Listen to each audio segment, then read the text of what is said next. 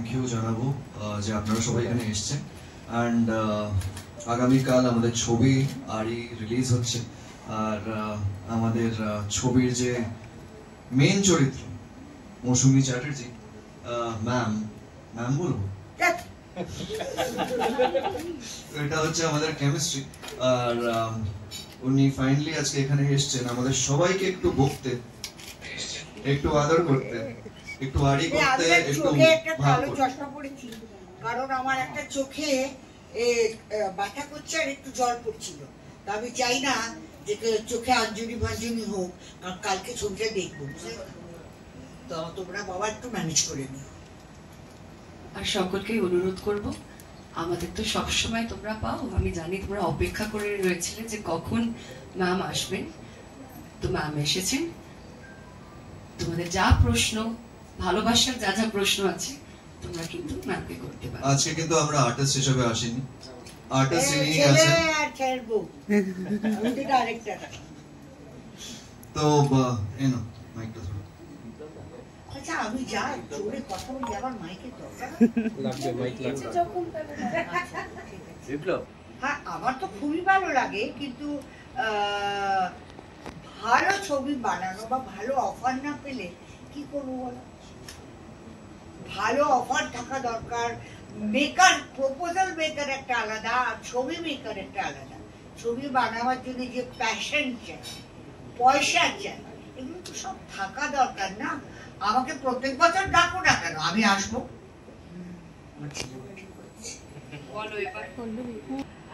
আড়িটা করতে আমার খুব ভালো লাগে, কারণ তারপরে ভাবটা আরো ভালো হয়ে যাবে। এইটা আড়ি গল্পটা আর আমাদের যে ডাইরেক্টর আছে ওর অ্যাপ্রোচটা খুব ভালো ছিল, তাহলে একটু। আর আমার মেয়ে মেঘা এই যে এখানে এসে, ও অনেকদিন ধরে ধাক্কা মারছিল যে বাড়ি থেকে বেরো, একটা কাজ করো, এই করো। তারপরে মানে ভাগ্যিস করেছিলাম, নাহলে তো ওকে জানতাম না। মানে ইয়াশ, আমাদের কলকাতায় বলে যশ, তো ইয়াশ আর মুসাল এই দুটো আমার তো একটা বাড়তি লাভ হয়েছে। একটা ছেলে, তারপরে একেবারে একটা পাকাপাকি বউ একটা এসে গেল।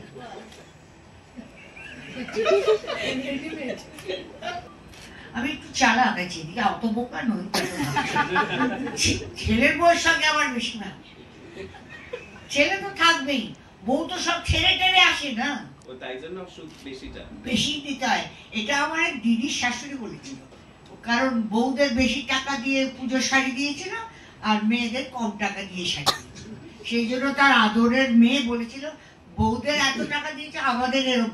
বলছে তোমরা অন্য বাড়ির জিনিস এখন, আর এরা মা বাবা ছেড়ে আমার কাছে আসে। এখন যদি এদের আমি রিশওয়াত যাকে বলে, যেটা আমরা সবাই নিই, দিয়ে আপন না করতে পারি, তাহলে খুব মুশকিল হবে পরে, কে দেখবে আমাদের?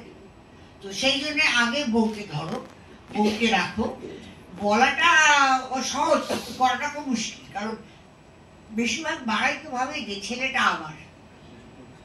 যখন তুমি কাউকে দিয়ে দাও তখন ভাবতে হয় যে ছেলেটা ওর, বউটা আমার।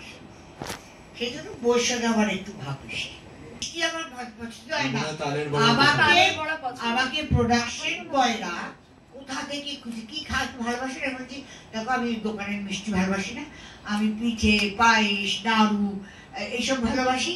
আর এবারে দেখলাম এয়ারপোর্টে আস্তে আস্তে তাল বিক্রি হচ্ছে, তালের বড়া যদি কেউ খাওয়াতে পারে।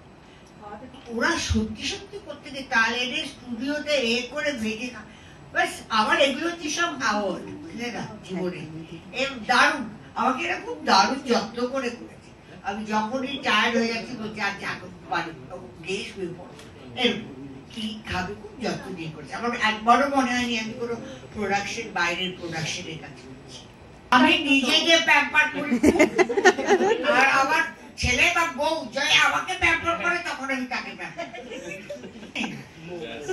মো, ও তো ও বলে, তাই এরা দুজনেই আমাকে মো বলে। কি বলবে ভেবে পায় না, মাঝে মাঝে একই বাড়িতে এদের সঙ্গে, সেই জন্য বলতে পারে না। সেই জন্য পুরো চিত্র জগতই চেঞ্জ হয়ে গেছে, বাংলা বলো, বম্বে বলো, টলিউড বলো, খালি সাউথ চলছে রমরম করে। আর তোমরা পুরোনো কাপড় ড্রাই ক্লিন করে রিলিজ করে দিচ্ছ। পুরোনো ছবি সব রিলিজ হচ্ছে। ছবি কোথায় তৈরি হচ্ছে ভালো ভালো? আমার বর খুব বকতো, keep your mouth shut, be diplomat, খুব বকতো। সারা জীবন চলে গেল আমাকে ডিপ্লোম্যাট বানাবার জন্য, কিপ ইওর মাউথ শাটের জন্য। দুটোই ডিকশনারিতে নেই আমার, কি করবো? আর বেশিরভাগ লোক আমাকে পছন্দ করে না, মুখে বলবে সত্যমে বিজয়তে। সত্যটা সহ্য করা খুব একটা ইজি ব্যাপার না। আমি কিছুই করিনি, আমি ভগবানেরও খুব প্রিয় পাত্রী।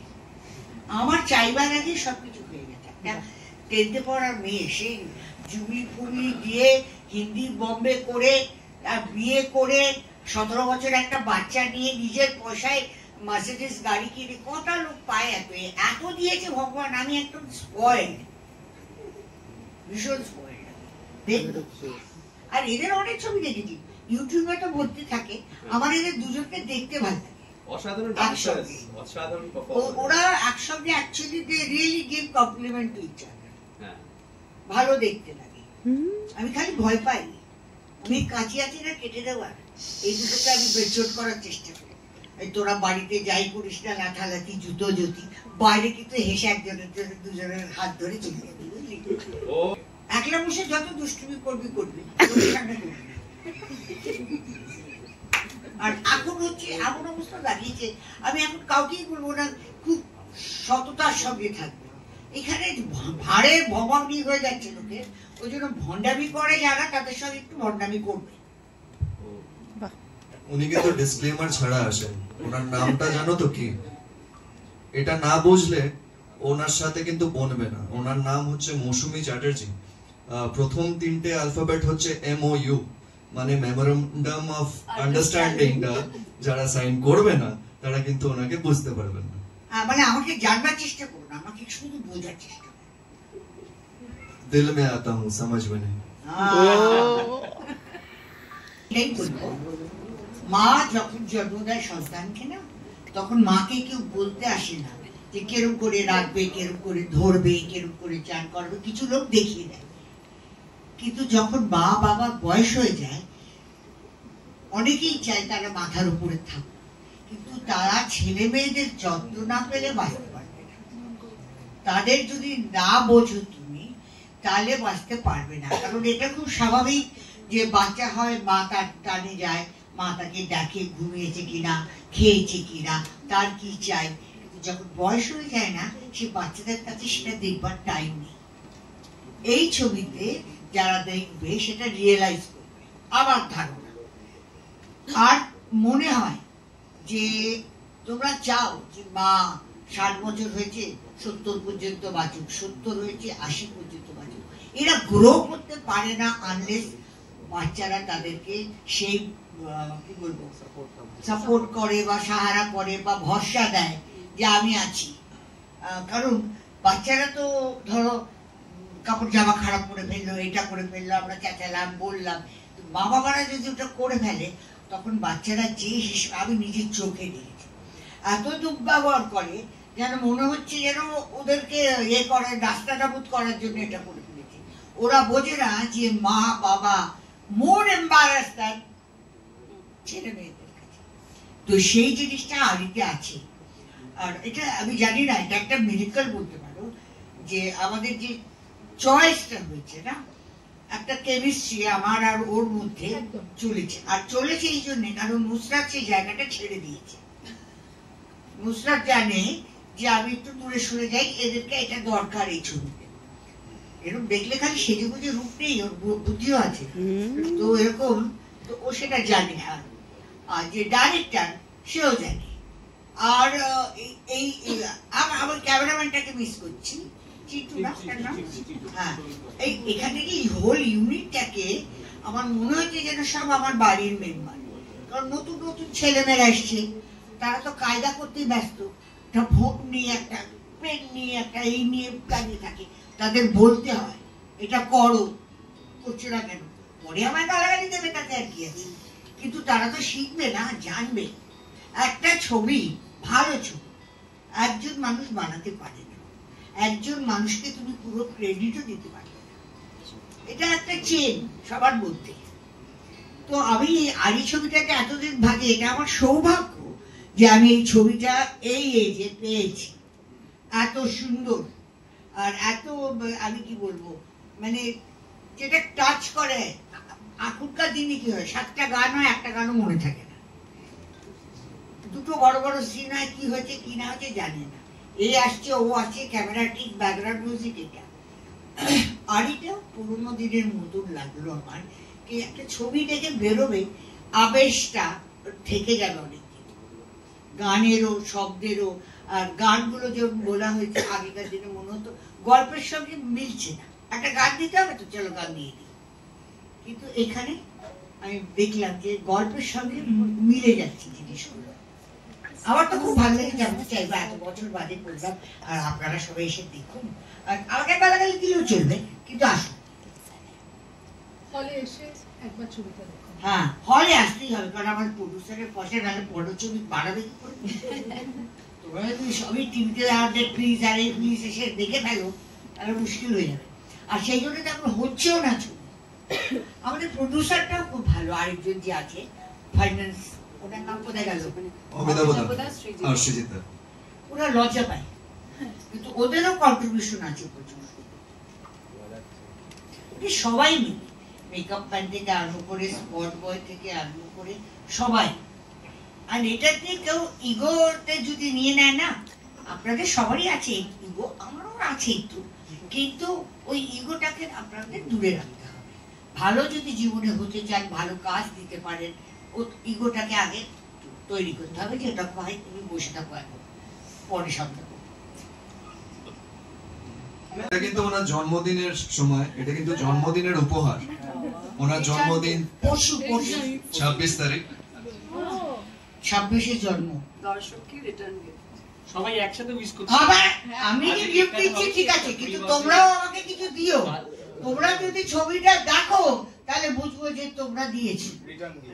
কিন্তু ওই 10 বছরের ফ্রকটা বা প্যান্টটা তো আর এখন গায়ে লাগবে না, তো বাচ্চাটা জীবিতই থাকে, ওকে জীবিত রাখার জন্য নিজেকে জীবিত রাখতে হয়। এটা কখনো শেষ হয় না। তুমি টাকা পয়সা বাড়ি গাড়ি সব সব টেম্পোরারি থাকবে, কিন্তু এইটাই, এইটা যারা বুঝে গেছে না তারা কিন্তু প্রকৃতি সুখী। যারা জানে যে দিতে হবে, কেন দেবো, যাদের মাথায় আসে তারা খুব কষ্টে আছে।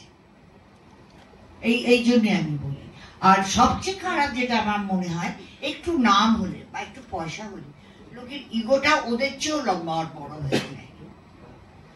আর আমি এত বড় বড় মানুষদের সঙ্গে, মানে আমার কপাল এত ভালো, আমার শ্বশুর মশাই হেমন্ত মুখার্জি, আমি তো দেখেছি কেরম মাটির মানুষ সব।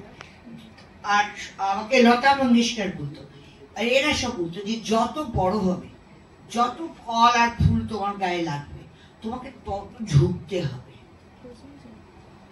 আমাকে শশী কাপুর একজন বলেছিল যে একটা মেয়ে এসছে, ইয়াং মেয়ে, দিলীপ কুমার ওখানে শুটিং করছেন, ওর খুব ইচ্ছে দিলীপ কুমারের সঙ্গে গিয়ে একটু কথা বলে, একটা ইন্টারভিউ করে, দাঁড়িয়ে আছে। তো শশী কাপুরের সঙ্গে আগে ওর ইন্টারভিউটা হয়ে গেছে। শশী কাপুর জিজ্ঞেস করলো, তুমি গেছো ওখানে, তোমার দিলীপ কুমারের সঙ্গে একটা ইন্টারভিউ চাই না? বলছে হ্যাঁ আমার যাওয়ার খুব ইচ্ছে, কিন্তু কেউ ইন্ট্রোডিউস করাচ্ছে না, আমি কি করে যাব? এটা আমি বলে দিই ভাই বোনেরা, হিস্ট্রিকে কেউ ইন্ট্রোডিউস করায় না, তোমাকে হিস্ট্রির কাছে যেতে হবে। এটা শশী কাপুর বলেছিল তখন, যে হি ইজ এ হিস্ট্রি। তুমি হিস্ট্রি কেন তোমার কাছে আসবে? তুমি যাও গিয়ে ইন্ট্রোডাকশন করো। প্রত্যেক লোকের একটা স্টেপ নেওয়ার দরকার। সে রিয়াক্ট করলো, ভালো রিয়াক্ট করলে ভালো, না করলে বুঝবে যে লোকটা খুব অশান্তিতে আছে, তার জন্য প্রে করে বেরিয়ে আসলো।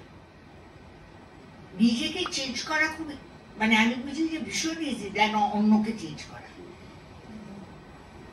আর এটা আমাদের বুঝতেই হবে।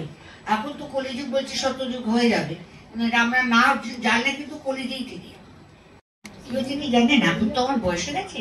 আমি যখন ভালো ভালো ডাইরেক্টর যারা আপনারা ভাবেন, মানে কলকাতার অনেকে আছে না, আমি সব বুঝি, আমি সব কিছু করি, তো তারা মনে করে যে বড় আগেকার দিনে সত্যজিৎ রায়, মৃণাল সেন, তরুণ মজুমদার, তপন সিনহা, অজয় কর, এরা দারুণ বড়, তা নয় কি খুব ছোট ছোট বাচ্চা ছেলেরাও নতুন এসেছে, তারা করেছে, তারা হয়তো সুযোগ পায়, কিন্তু শেষের দিকে এই বড় বড় ডাইরেক্টররাও সুযোগ পেত না ছবি করতে। কত রকমের ট্যাক্স ফ্যাক্স গ্রিল সব বানিয়ে এমন হয়ে গেল, পৃথিবীতে যত লোক বাড়ছে তত সব ট্যাক্স বাড়ছে। তো এই জিনিসে অনেকে কষ্ট পেয়ে ছবি বানাতোই না।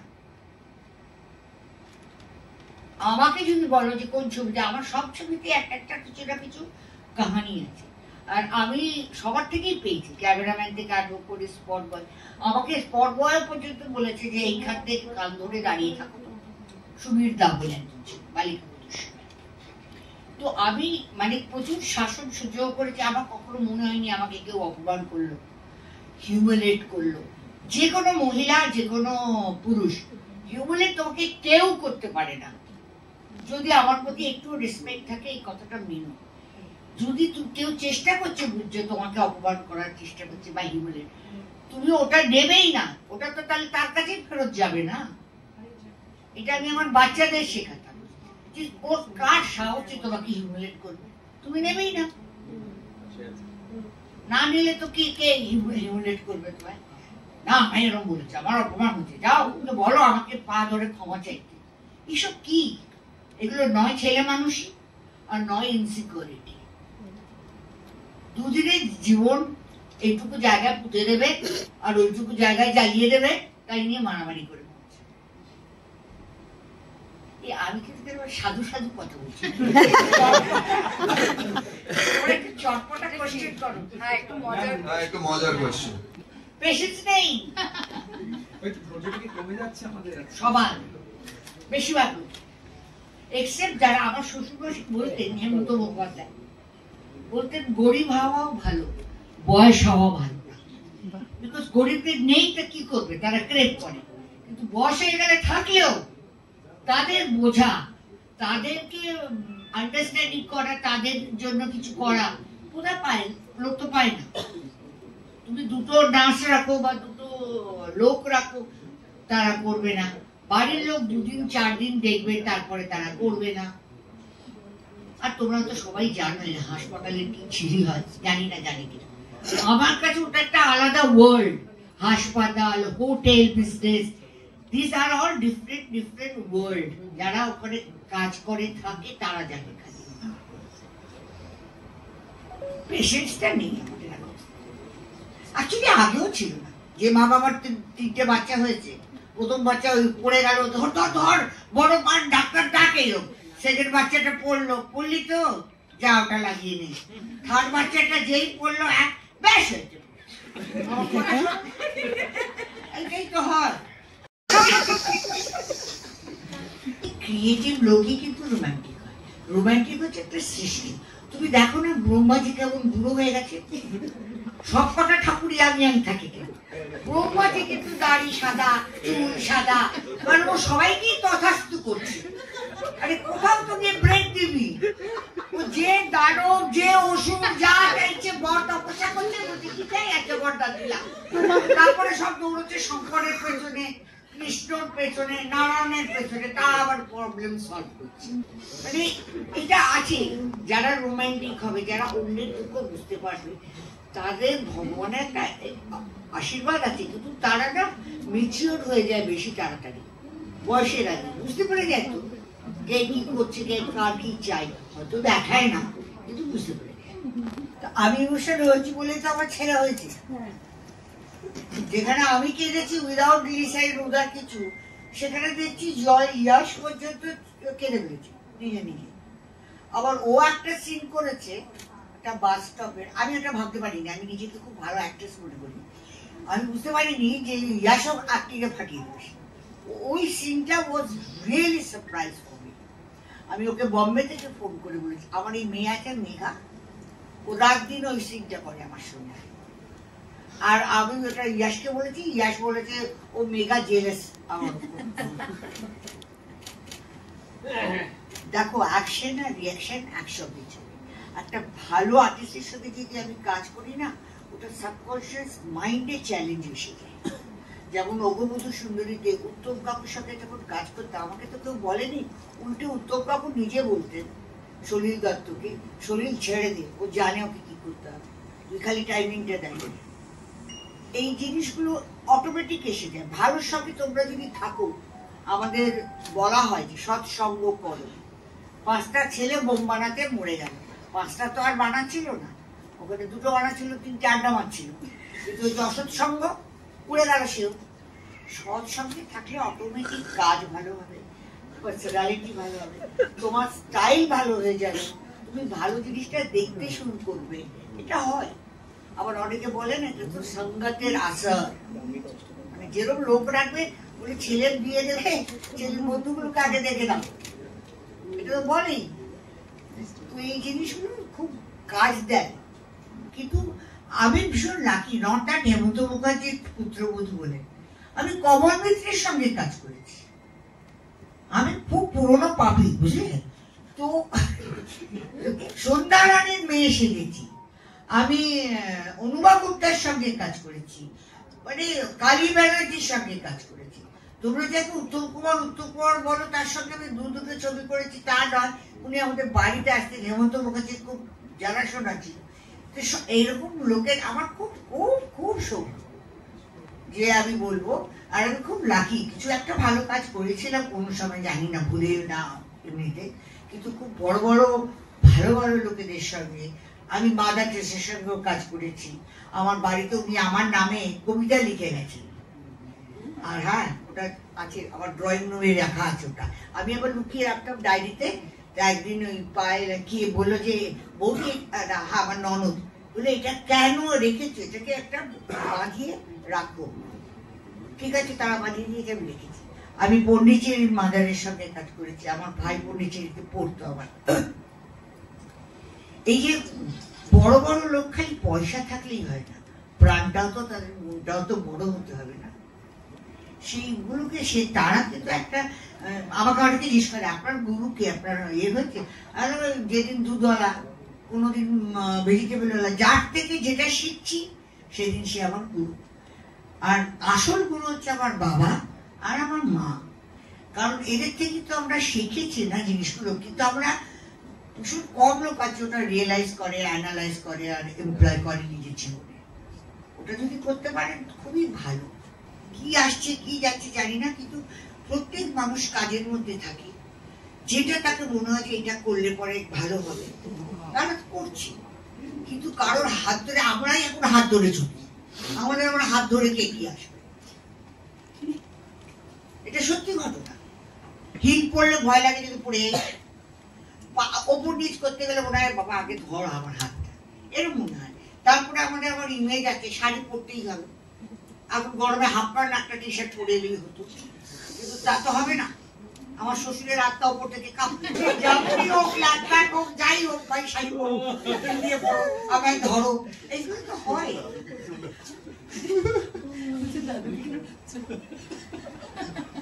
আজকে তোমার দাদু ছিল বলেই তো আমার বম্বেতে হলো যাওয়া, না তা নাহলে কোথায় হতো। আমার এখানকার বাবা হচ্ছে তরুণ মজুমদার, যিনি আমাকে তৈরি করেছেন, বালিকা বধূ দিয়েছেন, ফিল্ম জগতে। বাকি একটা জীবনের যে মেন অধ্যায়, সেটা হচ্ছে হেমন্ত মুখার্জি। আমার জন্মদাতা বাবা আছে, আমার নিজের প্রাণতোষ চট্টোপাধ্যায়। অনেক আমি কি বলবো, গড প্রত্যেক মানুষকে দেয়, কিন্তু এক একটা টাইমের জন্য একজনকে ধরে দিয়ে দেয়। সে কতটা চলবে তোমার সঙ্গে, তুমি তার সঙ্গে কতটা মানিয়ে চলতে পারবে, ওটা লিমিটেডই থাকে। রাখিনি, তোমরা জানো না আমাকে লিপস্টিক লাগাতে হয় এখন। সকালবেলা ঘুম থেকে উঠে চিনতে পারবে না, আমি নিজেকেই চিনতে পারি না। তারপর ভাই একটু বেলা হোক, হয়তো একটু ঠিক থাকবে। তারপর আমার মেয়ে এসে একটা বলবে, মা চুলটা আশ্রম, আচ্ছা এ বলবে এই একটুখানি এটা ঠিক করো। সুন্দরটা থাকাটা টেম্পোরারি, আর তোমার আমার যারই হোক সৌন্দর্য তো টেম্পোরারি, চোখের মনের। আসলে ভেতরটাকে সুন্দর রাখতে ভীষণ কষ্ট হয়, কত লোককে ক্ষমা করতে হয়, কত লোকের সঙ্গে মানিয়ে চলতে হয়, তারপরে কত। আবার মেয়ে খুব করে, মানে কি বলে যে হেমন্ত মুখার্জি রয়্যালটি পয়সা ওই খরচ, এক জায়গা কুকুর আছে, কাক আছে, আবারেন চিলড্রেনকে দেখে, বুড়ো মানুষদের ওখানে গিয়ে তাদের চিঠি পড়ে আসে, তাদের বিস্কুট দিয়ে আসে, ডান্ডার চিলড্রেনকে খাওয়ায়, আর কোনোদিন ঘাড়ের চিলড্রেনদের খাওয়ায়, এসব করে। তো ভালো কর্ম করবে, তুমি অটোমেটিক ভালো থাকবে আর দেখতেও ভালো থাকবে। এখন মা বাবার যে জিনিসটা আছে ওটা তার যাবে না, কিন্তু তার মধ্যে তুমি নিজের ভিতরে একটা ভেতর থেকে যদি তোমার লাইট আসে সেটা প্রকাশ পায়। তুমি দেখো বেশি বেশি বয়স যেই হতে থাকে না, তুমি আসল কি মানুষ ওই ছাপটা কিন্তু মুখে পড়ে যায়। ভালো জিনিস দেখলেও কপাল কুচকে এরকম দেখে, কি যে দেখে কে জানে। কারণ আমার ওখানে একটা বুড়ো আছে, তার নাম আমার বর। হাফ ডে দিচ্ছ? হাফ ডে জানি না, হাফ ডে হাফ ডে আমাদের, হাফ ডে তোমার। 25 তারিখ রাতের থেকে 26 তারিখ কেমন ভাবে দুপুর তাহলে 25 তারিখে কেক কাটা হচ্ছে এখানে। একদম। হ্যাঁ, কারণ আমি সকালে কখন উঠবো জানি না, তারপরে মেয়েটা আমাকে ধরে টানতে টানতে এয়ারপোর্টে নিয়ে যাবে। না, প্রিমিয়ারে কালকে, আগামীকাল আমরা ব্রিং ইন করছি, সকলে মিলে একসঙ্গে সবাই একসাথে আমরা। হ্যাঁ বলে দিও, এর পরের বছর থাকবো কিনা কেউ জানে না। বলে দিলাম। আর কতবার বলবো রে, এই ঝামেলা করো না। এই তোমরা ঝামেলা করছো? আমি তো একটু ঝামেলা না থাকলে ভালো লাগে না। জানি, আমি তো রিকোয়েস্ট করছি, আমি বলছি তোমরা আপনারা প্লিজ আসবেন ছবিটা দেখতে, আর লাস্টে দেখে আমাকে হ্যাপি বার্থডে বলে চলে যাবেন। আমরা আগাম বাজে